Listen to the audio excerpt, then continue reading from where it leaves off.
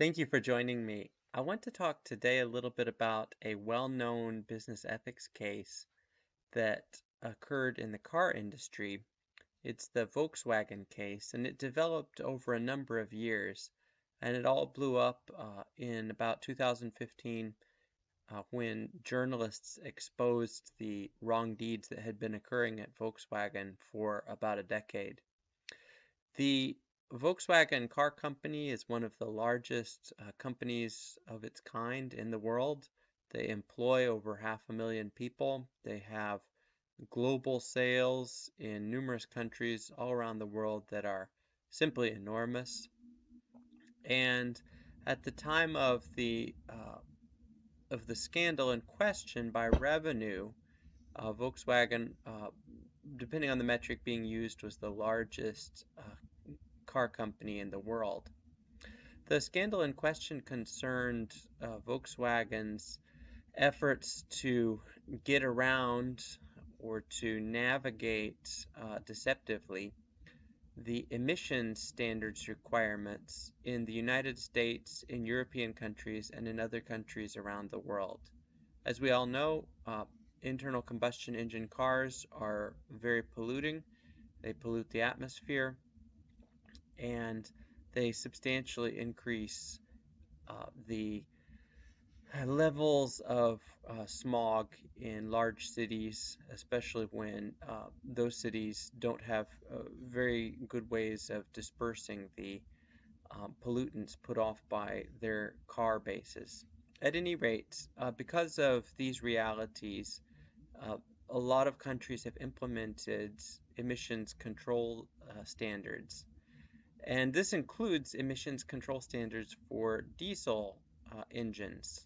A number of Volkswagen's cars were diesel engines, and these engines, Volkswagen decided Volkswagen decided it would be cheaper to figure out a way for these engines to appear to comply with the emission standards of the United States and European countries and other countries without actually complying with these standards. And so what Volkswagen did over a number of years was they devised a software program. They called it the Diesel Dupe program, and they attempted to deceive the inspectors, the emissions inspectors.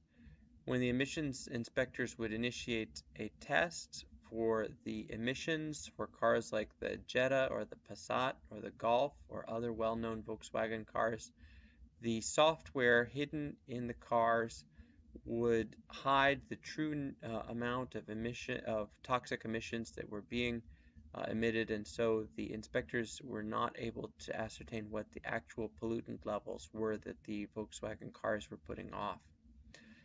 And interestingly enough, perhaps the inspectors were being naive. They would tell Volkswagen beforehand that the test would last about 20 or 25 minutes, and Volkswagen's software would disguise the pollutants for 30 or 35 minutes, thus lasting a little bit longer than the test, doing all that they needed to do in order to deceive the inspectors. All this was blown sky high when journalists undercover and through sources ascertained the nature and scope of the scandal.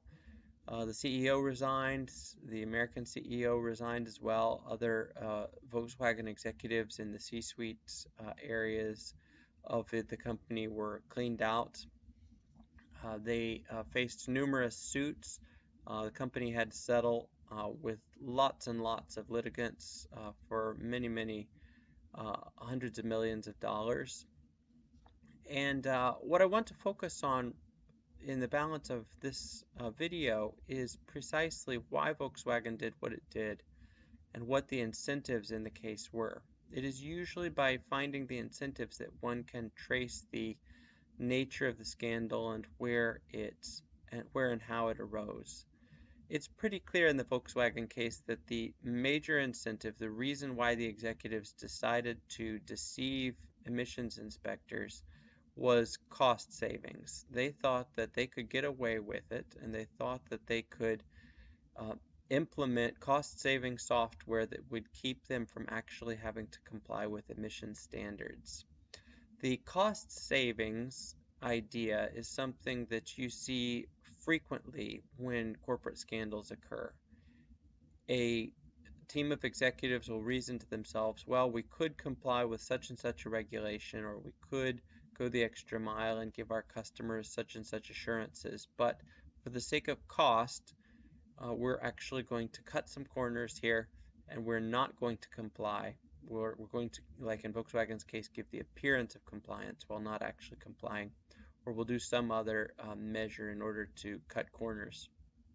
And what is actually going on here is not just cost savings, it is a game of short-term thinking that the C-suite executives are engaging in, and it involves, I think personally, a lot of very naive and maybe foolhardy thinking on the part of executives. But it happens frequently, especially in publicly traded companies. The executives think to themselves, we have pressures upon us to meet our profit expectations, especially over the next quarter or several quarters, maybe over a year or two.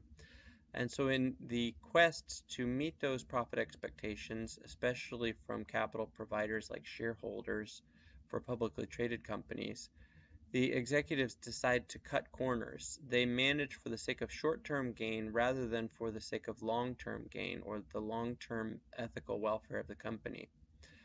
And in doing so, they often succeed. They often actually boost short-term profits. They often give the appearance of strong balance sheets or better profit margins, the kinds of things that credit providers and equity providers tend to like to see.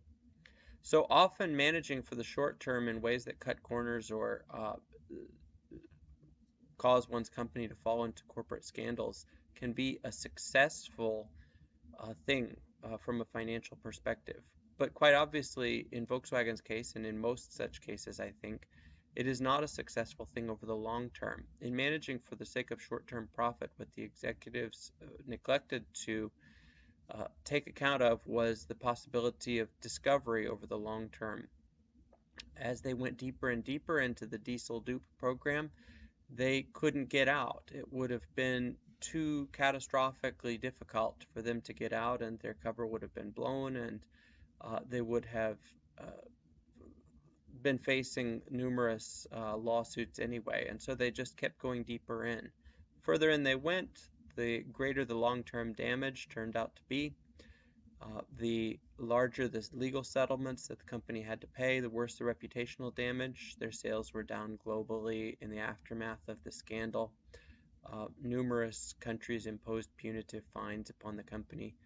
It didn't destroy the company. The company is doing well today, but it certainly did massively hammer their profit margins for several years, and they had to write off a large number of purported assets as a result of the scandal being blown.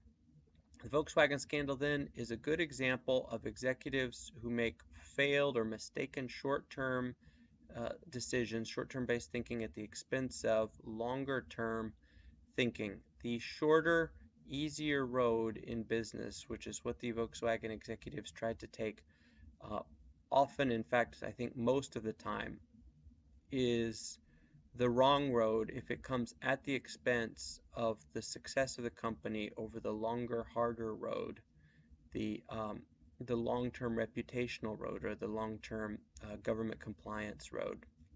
And Volkswagen's executives made their decisions, and in the aftermath, it caused great harm to the company.